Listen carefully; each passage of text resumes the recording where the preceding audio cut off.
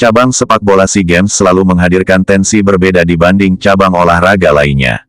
Walau saat ini sepak bola SEA Games diikuti oleh timnas negara peserta di kelompok umur, namun tidak menurunkan antusias para pecinta timnas masing-masing negara untuk mendukung timnya. Cabang sepak bola seolah memiliki gengsi tersendiri bagi tiap negara peserta, itulah mengapa medali emas dari sepak bola terasa begitu istimewa. Pertanyaannya sekarang, kapan dan berapa kali timnas Indonesia juara SEA Games? Timnas Indonesia tercatat 2 kali juara SEA Games, yaitu pada tahun 1987 dan 1991.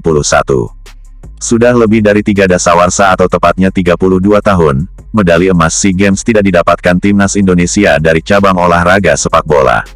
Terakhir kali pencapaian itu didapat saat ajang tersebut digelar di Manila, Filipina, tanggal 4 Desember tahun 1991.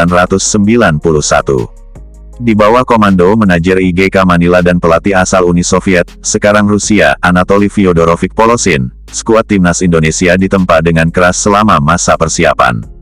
Para pemain dibuat sampai ampun-ampun dengan metode latihan yang diterapkan.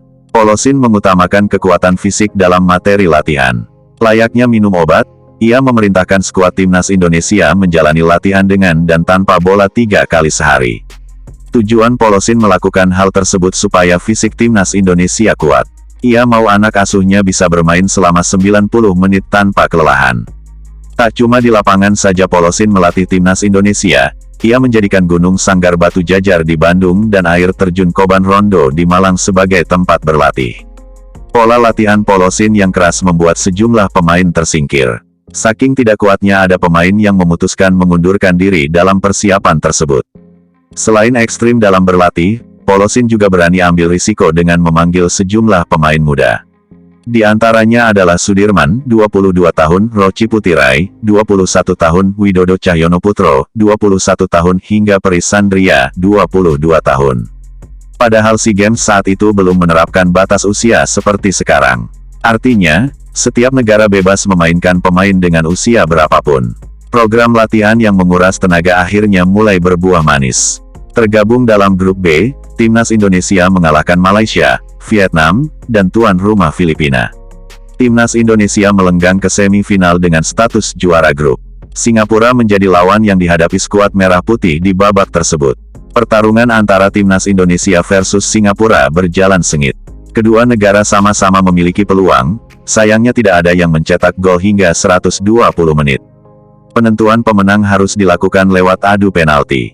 Timnas Indonesia berhak melaju ke final usai mengalahkan Singapura dengan skor 4-2. Thailand menjadi lawan yang dihadapi timnas Indonesia di final. Lagi-lagi penentuan pemenang dalam pertandingan tersebut harus dilalui lewat adu penalti setelah 120 menit tidak ada gol tercipta. Pada akhirnya timnas Indonesia membawa pulang medali emas ke tanah air. Armada Garuda mengalahkan Thailand di babak tos-tosan dengan skor 4-3. Semenjak medali emas SEA Games 1991, timnas Indonesia belum pernah lagi menyabetnya meski berulang kali mencapai babak final. Negara mana paling banyak dapat emas SEA Games cabur sepak bola? Hingga saat ini, Thailand masih mendominasi koleksi medali emas cabur sepak bola SEA Games dengan 16 medali emas. Diikuti dengan Malaysia dengan 6 medali emas, Myanmar 5 medali emas, dan Vietnam 3 medali emas.